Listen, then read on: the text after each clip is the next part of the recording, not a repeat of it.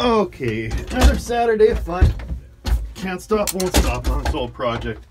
So, these lines, all done, finally. Sure don't want to do that again. Got them all connected. None of them leak. Everything seems to work, so I'm very pleased with that. You'll see I got one of them capped off here. Went and bought a package of 6 of these connectors for the larger line, and one of them was a smaller size, so I took it back to Traction and had to get a new end for that. It just goes into one of these ports on the brake valve for the trailer, so I'll finish that up today. Brand new lines here, and yeah, done. Only problem with the wiring, appreciate all the comments on the previous video. A lot of people said Peterbilt has standard looms for their trucks, which makes a lot of sense. And then depending on which gauges you have, which motor you have, that might be what some of these are for. So that alleviates some of my concern. I'll still check some of them and see if they can be connected if they've just come off, if they were supposed to be on somewhere else. So I'll keep working on that. But I think for now, she's good. Only problem is when I removed all that old wiring, my Jake doesn't work anymore. So I think one of those wires must have kind of been hot wiring the Jake system. So I'll figure that out later. What else? So one of the nice having the network here, so many fans following these videos. There was a fellow by the name of Wade that reached out to me on 359twinsticks@gmail.com, and he said he's got a parts truck, 359 Pete parts truck, and he's got an amp gauge, a tach, because this doesn't seem to be working anymore, the original speedometer, and a new water temp gauge. And then he also said he has a couple seat belts, so that's fantastic. So thanks for sending those up, or digging those up, Wade. And then I also need a new air cleaner gauge. Don't ask what happened there. And what else? The steering wheel. I got to mount this new steering wheel. I've been kind of putting it off because I didn't want to get it damaged. This was a new wheel from Pete. I think it's is it an 18 or 20? Anyway, it's a big steering wheel. If anyone's looking for the part number, I can get it for you. Just send me an email. My wonderful, beautiful wife bought me this for my birthday last year. I've been putting it in because I just didn't want to get it damaged. But I actually sold the gold, the glitter gold wheel to a guy named Rolando in Ohio. He's got a sweet 79 Kenworth 900A. I think it's 79, but anyway, mid 70s, gorgeous truck. Hopefully he puts a video of on it on YouTube. So I sent that off to him. Got to get going on the signal lights. I don't know if this old Signal Stat 900 still works. I did order a new one from Traction, so I might just put a new one on and then run fresh wiring out to the signal lights. I've got some signal lights up on the mirrors. I deleted them off the fenders and put them on the mirrors, put new ones there. So I got to run wires through the door. And to someone who commented, get new coax wires. Yes, I'm going to get new coax wires and run those through as well. I've got to get the signal lights going on the back of the truck, so at least I can tell people which way I'm going to turn. And yeah, just keep pushing forward. My goal is to get this truck on the road and legal and driving and take my kids to school in September. So I got a little more time, but yeah, just keep pushing forward little by little. So I'm just cutting out all the old lines here that went out to the mirrors, and all the old coax cables. And for you young kids out there, this is what we called air conditioning in the 70s and 80s. You'd open these up and it would blow in nice fresh air going down the highway. So the fellow that's restoring the sister truck to this one is, he sold me the exhaust pipes and also these cool fenders. They were off the red truck. He's going to do something a little different on his.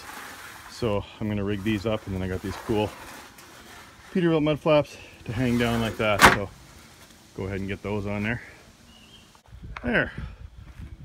A little elbow grease and some soap, and they look like new. Gotta love stainless. All right, let's get these things on the truck.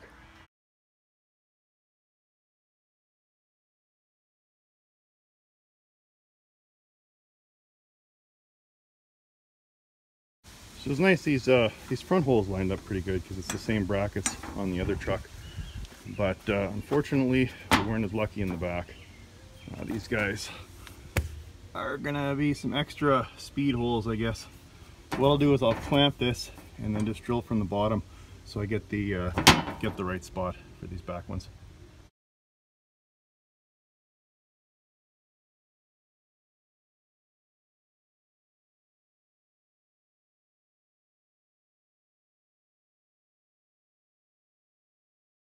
There, so you get the idea.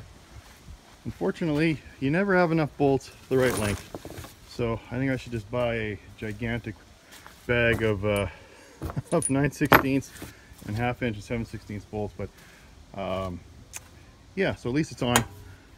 And this one's gonna be a bit tough to drill because I can't get the drill, because the tire's in the way. So I might try and drill that one from the top and get that third one. But I think that's gonna look pretty good.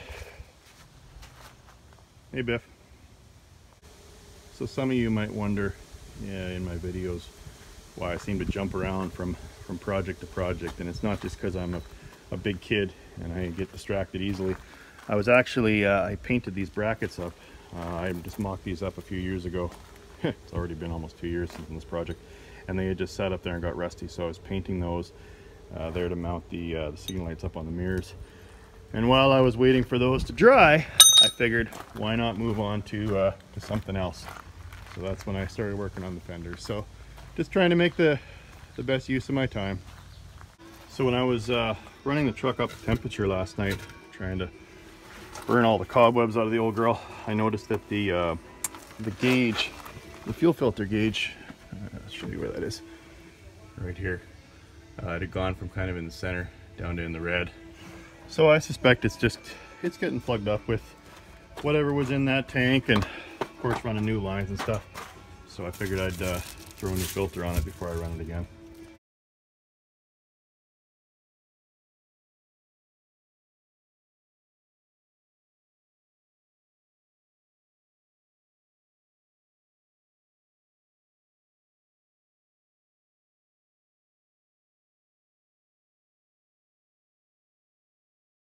Okay, so I put that missing hose on and button these all up, put the dash back together. So let's see if that new fuel filter works.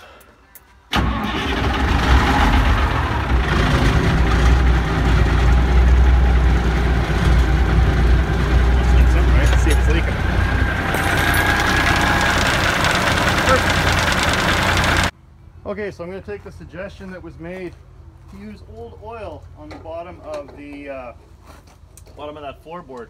And it's the one thing I've got a lot of is old oil. So we'll see how this works.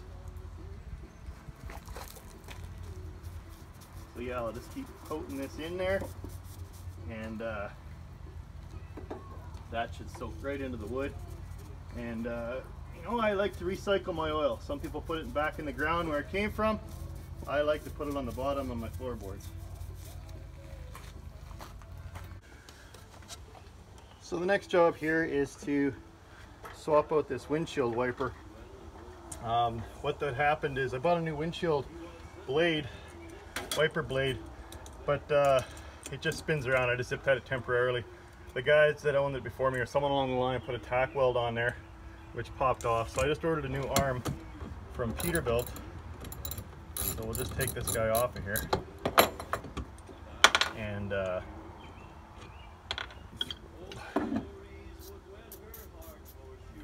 curl in there. There's my pry bar. So we'll just get this guy out of here. There it goes. And there goes my socket wrench.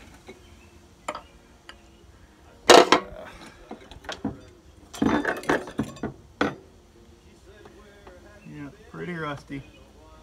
So we'll put the new guy on there, and then I'll swap that blade over. There you can see the little tack weld that was on the mount bracket.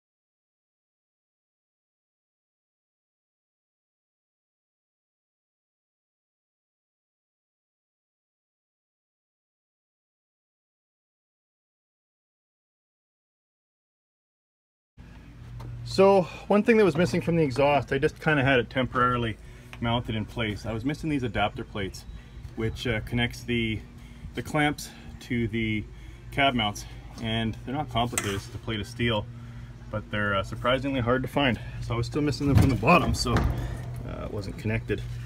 But I stopped in at Tigger's, the auto wrecker outside of Lloyd, and he's got a 359 day cab there. So the owner, John, helped me out, and we took these off together, and he donated them to the project. So thanks a lot, John. Now my exhaust won't fall off.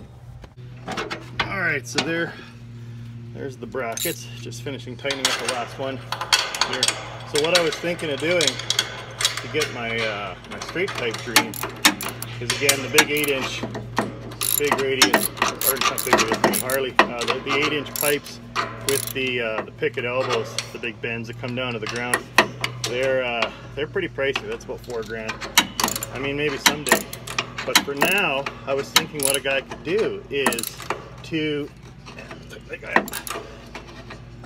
the pipe out, or take the muffler out in here, and run a piece of pipe from here up to the top, and that would then I'd have straight pipe, and it'd still be sort of legal because I'd have the cage and the handle.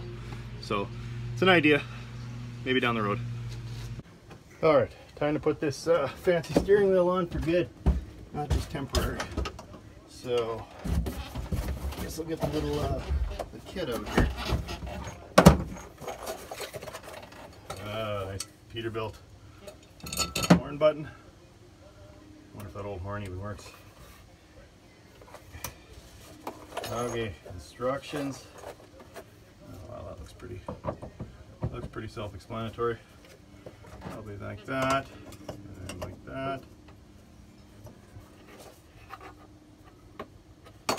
Huh.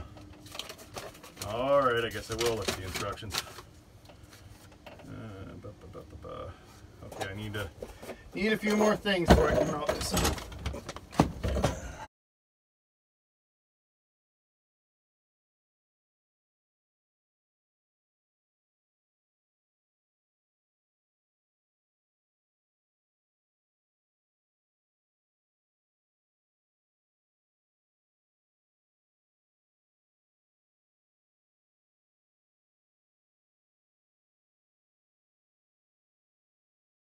So I learn by doing, and in a lot of cases I have to redo my work. So I just thought about it, and I'm mounting this thing, and the steering wheel is cocked, so I need to actually pull the hub off and put it on the splines that match forward. So now I gotta undo the work that I've done and fix it, but we'll get there. We'll get there.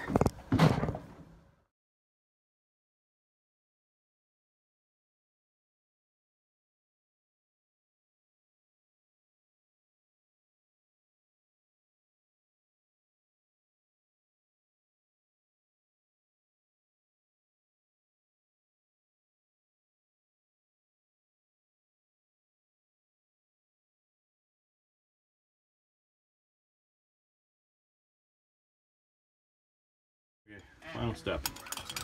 Let's give this guy a little spin.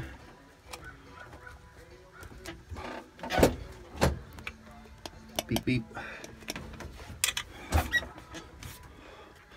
And there you go. One new steering wheel. Cool. Okay, so she's getting real close now.